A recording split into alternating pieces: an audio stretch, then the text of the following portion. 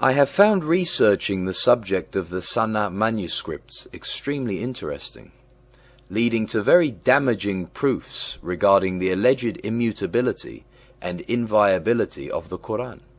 Will you please enlighten us? As our listeners already know, these Muhammadan fantasy assertions are contradicted by the very records of Muhammadan Islam, as we have repeatedly shown in our chapters.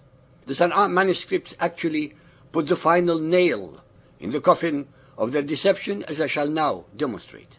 Ladies and gentlemen, we might like to think that history is something completely objective, that we can simply go out to discover. The ideal situation is when our opinion of what had happened conforms fully to what really did happen.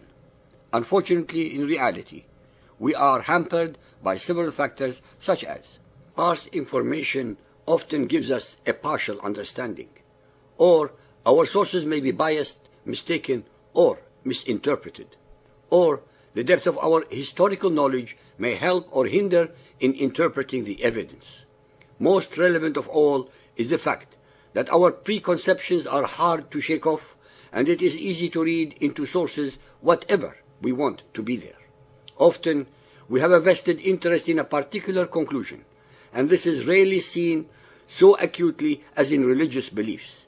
It simply isn't acceptable to disprove one's own beliefs.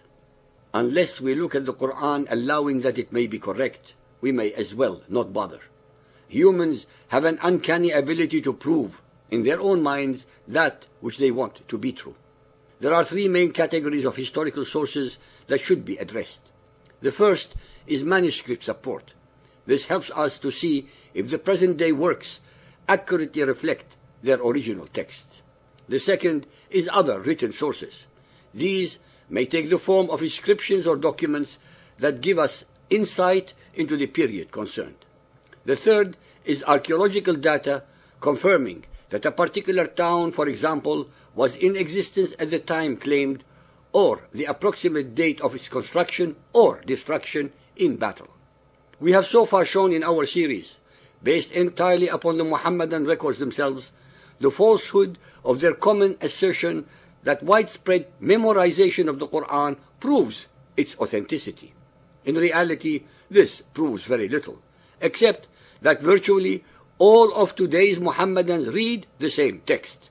This reveals nothing to us of the actual events of 7th century Arabia. We are informed by the hadiths that Abu Bakr was the first to collate the text of the Quran into one codex soon after Muhammad's death. This is said to have been passed on down to Umar, then to Hafsa, daughter of Umar and wife of Muhammad. At the time of Uthman, we are told that the Muslims of Sham and Iraq had divergent recitations of the Quran. These differences were so serious that the commander in charge became afraid of their different recitations, so he appealed to Uthman for help. Uthman got the codex from Hafsa and directed that perfect copies be made. Then we are told Uthman sent to every Muslim province one copy of what they had copied and ordered that all the other Quranic materials, whether written in fragmentary manuscripts or whole copies, be burnt. This tells us that there already were variants in the Quran. We shall never know exactly what they were, as the evidence had been deliberately destroyed. Muhammadans invariably make up the unsubstantiated excuse that the differences were simply those of vowelling, not the consonantal text. This is their uncorroborated conjecture to close the subject, especially since the earliest manuscripts make it clear that vowels were not included, and there was even a lack of the markings to distinguish between different consonants. Therefore, these differences must have been important enough to show up even in a primitive consonantal text. The next question to ask is whether we have any of Uthman's perfect copies. Muhammadans often brazenly declare that there are two.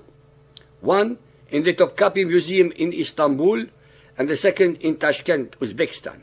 However, most scholars disagree since they date them to the 9th century. Indeed, non-Muslim scholars in general hold that the oldest complete Quran is the Ma'il copy in the British Library dated to 790 AD. In 1972, one of the most important finds of Quranic manuscripts was discovered in the ancient Great Mosque of Sana'a, the capital of the Yemen, while the building was being restored after heavy rainfall. They were hidden in the loft in a bundle of old parchment and paper documents. They were nearly thrown away by the builders, but were luckily spotted by Qadi Ismail al-Aqwa, then president of the Yemeni Antiquities Authority, who saw their importance and sought international assistance to preserve and examine them. Al-Aqwa managed to interest Dr. Gerd R. Puyn, a renowned Islamist at Saarland University, Germany, who was visiting Yemen for research purposes in 1979. He is also a Semitic philologist who specializes in Arabic calligraphy and Quranic paleography. Puyn, in turn, persuaded the German government to organize and fund a restoration project. The restoration revealed that some of the parchment pages dated from the 7th and 8th centuries, the crucial first 2 centuries of Islam, from which very few manuscripts have survived. Dr. Puyn asserts that this is not one single work that has survived unchanged through 14 centuries. It includes stories that were written before Muhammad began his ministry and which have subsequently been rewritten. He says they shed new light on the early development of the Quran as a book with a textual history, which contradicts the fundamental Muhammadan belief that it is the unchanging word of Allah. Puyn's conclusions have sparked the usual angry, malicious, and threatening reactions from Orthodox Mohammedans.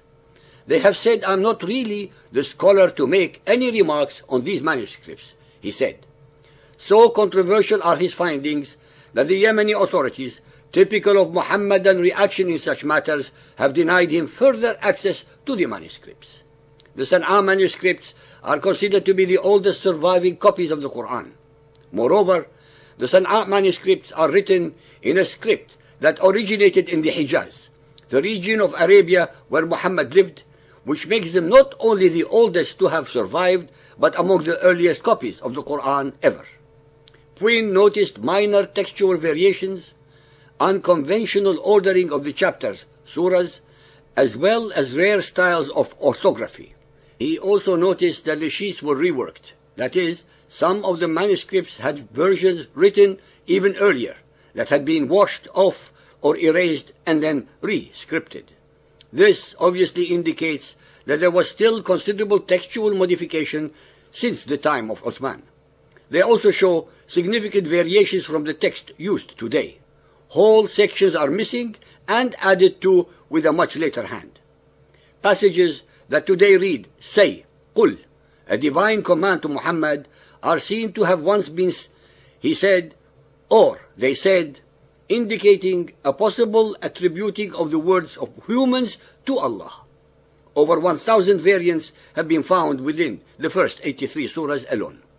Findings led Dr. Puyn to assert that the Quran had undergone a textual evolution. In other words, the copy of the Quran that we have today is most certainly not the same as the one believed to have been revealed to Muhammad. This is something that Mohammedans obviously find offensive, since they have evolved the idea that they turned into a dogma, which is crucial to their beliefs that the Quran is considered to be the literal word of Allah, unchanging and permanent. The traditional Mohammedan view holds that the Quran was revealed to Muhammad by Allah in segments between 610 and 632 AD. That the revealed verses were recorded on palm leaves and flat stones and in the hearts of men, meaning memorized, and remained in this state during Muhammad's lifetime. In concluding part A of this chapter, I would like to remind our listeners that even the best authority on the subjects of the Quran, Hadiths, and their language is deemed incompetent and incapable by the Muhammadan scholars because he reveals the unacceptable facts about the Quran. Their negative mindset is the continuance of the Quranic instruction not to question its veracity.